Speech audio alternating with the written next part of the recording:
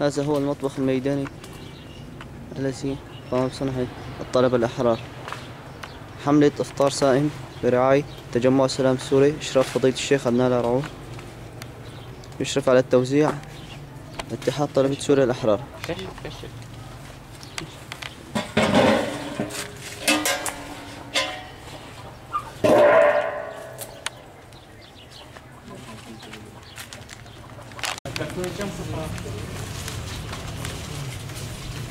حملة إفطار صائم برعاية تجمع السلام السوري، إشراف فضيلة الشيخ عدنان العرعور.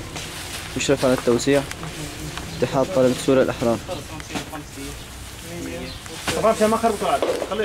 الجولة الثانية في قرية حواش، 7/8/2013. حملة إفطار صائم.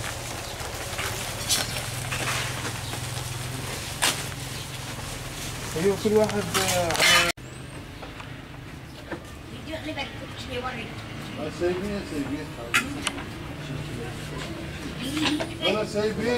حملة إفطار صائم برعاية تجمع السلام السوري بإشراف فضيلة الشيخ عدنان العرعور.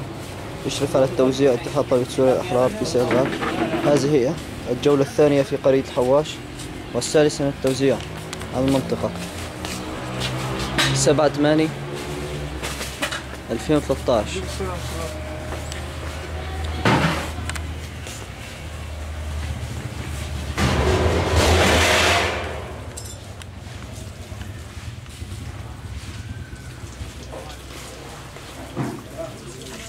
والله ما ادري.